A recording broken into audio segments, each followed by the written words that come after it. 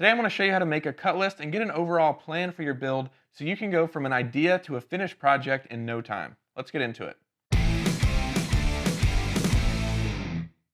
Hello everybody, my name is Jake. If this is your first time here on the channel, we share weekly videos with build inspiration, tips and tricks, hacks, and creative uses of ordinary materials, also you can finish your DIY projects. If you like seeing videos like that, then definitely consider subscribing. We really do appreciate it. We always mention how easy it is to build with MakerPipe and Conduit because you can build anywhere with a few simple hand tools. That is still true, but the actual preparation before getting to a point in your project where you're putting everything together doesn't always seem so simple. Today we're going to learn how to get connector quantities, figure out a cut list, and get an overall plan for a build so you can go from an idea to a finished project. Even if you've built with MakerPipe and Conduit before, I'd recommend sticking around to the end because I'm going to be sharing some helpful tips and tricks for building along the way, and I'm sure they're going to be helpful to you. Before starting almost any project, I'd recommend that you get some inspiration for your build idea. This can mean you spend some time searching the community forum, looking at the build ideas page, watching some build roundups that we have on the channel, or even looking through our free digital ebook with over 250 builds from the community. I'll link that down below if you're interested. Of course, those aren't the only ways to get ideas, but they are great resources and allow you to see what's possible with MakerPipe, EMT Conduit, and other materials. Once you have a pretty solid idea ready to go, it's either time to start planning or start building, and that really depends on how you want to tackle your specific project. Some builders like to have a bunch of conduit and connectors on hand, and they just figure out their project on the fly. There's nothing at all wrong with that approach. In fact, sometimes that makes the most sense. However, there are some benefits to planning a project first. The biggest benefit to me is the money saving aspect. By planning out a build, you can figure out exactly how many connectors to order and see how much conduit you need to pick up from your local hardware store. This is saving you money because you aren't going to be getting extra connectors and conduit that you don't need for your current build.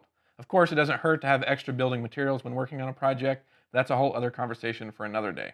Planning your build also saves you time because you aren't having to make multiple trips to the hardware store for conduit or sitting and waiting around for multiple MakerPipe orders to arrive in the mail. Trust me, one of the worst feelings to have is when you're working on a project, you're almost finished with it, and then you run out of materials. Now you have a build idea and you've got inspiration from the community. How do you actually start putting a plan together?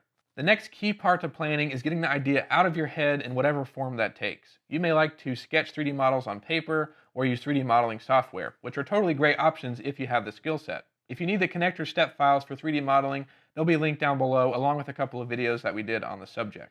Don't worry if you're like me and can't sketch very well or haven't learned how to use 3D modeling software yet. Another simple way that you can plan out your project is with the mini connectors and coffee stirrers. We have a pack of these on the site for a few dollars, or if you have your own 3D printer, you can download the free files in the description to make some yourself. These are miniature versions of our full-size conduit connectors, and they're a great and simple tool for planning builds. They really help you visualize how connectors and conduit are going to go together. The visualization method that you use is totally up to you. All we're really trying to do here is get a general understanding of how everything's going to go together so we can move on with the plan. The next step I would say really depends on your specific project, but for the majority of builds, you'll want to start getting a connector list together. You'll want to use your visualization method of choice to start counting out the connectors exactly and seeing where they go. If you aren't using minis or 3D modeling software with the connector models, you want to spend some time looking at the connector photos and overview videos to see which ones you need to make the connections throughout your build. With the minis or 3D software, you'll be able to figure out the connector list a bit easier.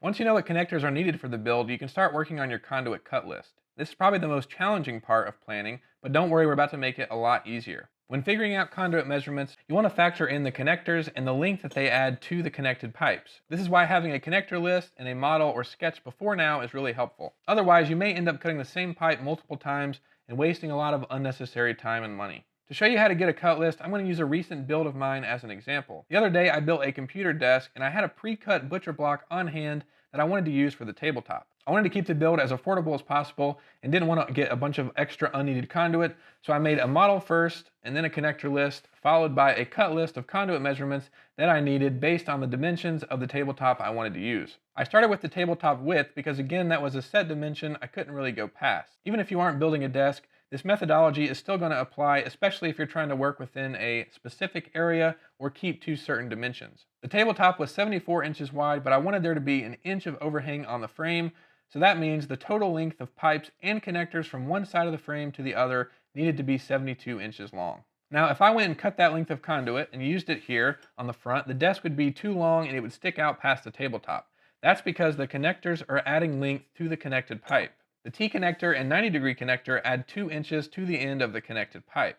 If we look back at the model, we'll see here that there's a long piece of conduit and there's a 90-degree connector clamped on each end. This means we need to take that measurement of 72 inches we just figured and subtract 2 inches off for each of the connector, which means there's a total of 4 inches being subtracted.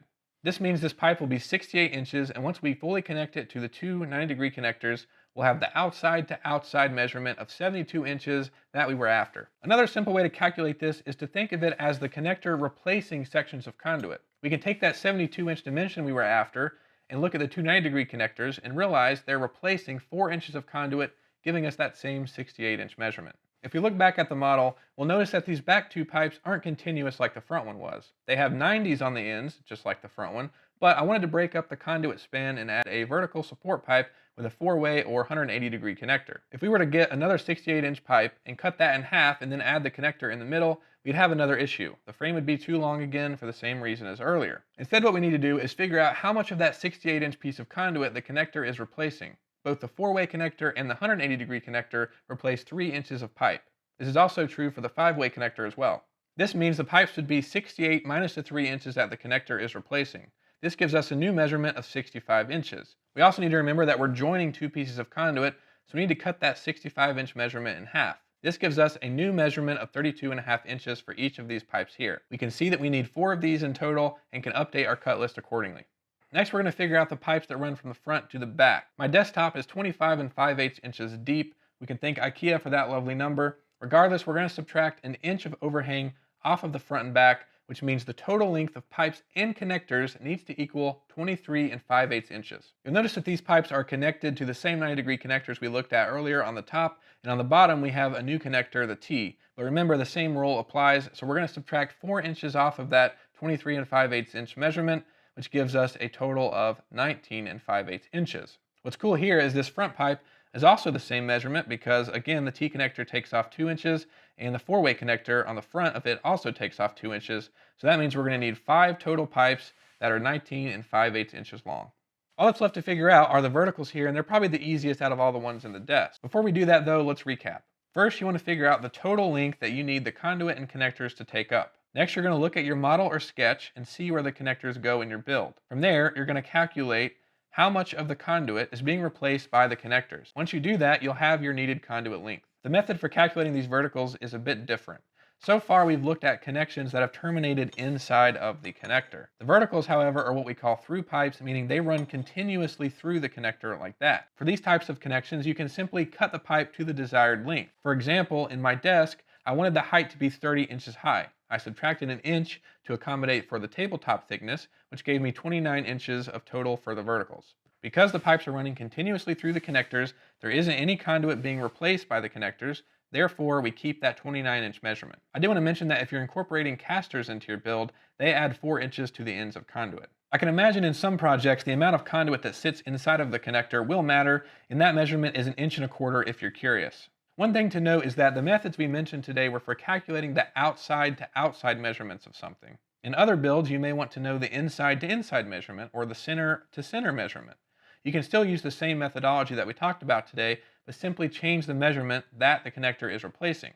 If you're calculating the inside to the inside measurement, the connector is replacing an inch of conduit. If you're calculating the center to the center, then the connector is going to replace 1.5 inches of conduit instead. I also want to mention a couple of other things as well. Obviously, I didn't use all of the connector types in my desk build, and if you're using them in your project, I don't want to leave you hanging. We looked at a T, a 90-degree connector, 4, 5-way, and 180-degree connector. Those are all pretty simple to calculate because they're straight. The 45, 135, and adjustable angle connector, however, are a bit more complicated. What I'd recommend is incorporating the angled connectors in your sketch or model so you can see that you need the connectors. What we typically do, say with a 45-degree connector, is we'll add it to the build where we want it, and we'll connect a long piece of conduit to that, then we'll add the loose complementary connector on the other side. From there, we can visually see where the conduit's going to connect and mark where to make the cut. The same would apply to the 135 as well. Since the angle in the adjustable angle connector is not set, you have more flexibility for figuring out this measurement. For those, what I tend to do is add both in the desired spots on my frame and measure between them. You can also use the same method to calculate the pipe lengths that are attached to the adjustable angle flange. The conduit inside of the rigid flange sits nearly flush with the mounting plate, so I wouldn't worry too much about that one. Another important thing to note that the measurements we talked about today apply to the half-inch and three-quarter-inch EMT connectors that we make. I'll link drawings of the 1-inch EMT connectors in the description if you're planning to do a bigger build and want to make a cut list using the same methods. The hard part is over, now you can get ready for the build. You'll want to refer to your cut list and add up all the conduit measurements and figure out how many inches of conduit you need to pick up from your local hardware store. In my case, it was roughly 443 inches, which once I divided that by 120 inches, because you can get conduit in 10-foot lengths, I ended up with about 3.5 to 4 sticks of conduit. Keep in mind this measurement may not always be accurate because sometimes you may cut a pipe and the remnants left over from that 10-foot stick may not be enough for another cut that you need to make. Just in case, I grabbed an extra stick of conduit from my desk, and you may want to do the same for your project. Before using the connector list that we made earlier to order your parts, you'll want to keep in mind any accessories that you may need to order as well. For me, I needed 1-hole straps to secure the tabletop to my frame, and I also needed end caps to put on the bottom of the legs. Now is also a good time to keep in mind the tools you need to build. To cut conduit, you need a tape measure and marker to mark the lengths, and then you need a rotating pipe and tube cutter to make your cuts. To assemble the maker pipe connectors, all you need is a 5mm hex wrench. We have the cutter and different hex wrenches available on the site, but you also want to keep in mind some other tools that you may need. For me, I needed to secure the tabletop using the 1-hole straps, and I did that using a drill. Now that you're ready to build, I'd recommend checking out some of our tips and tricks videos for saving time while you're working on your project. If you have any questions or need any help with anything, be sure to let us know down in the comments. Also, if we missed anything, share your best tips and tricks for building down below for other people in the community to see. Thanks everybody for watching, and we'll see you in the next one.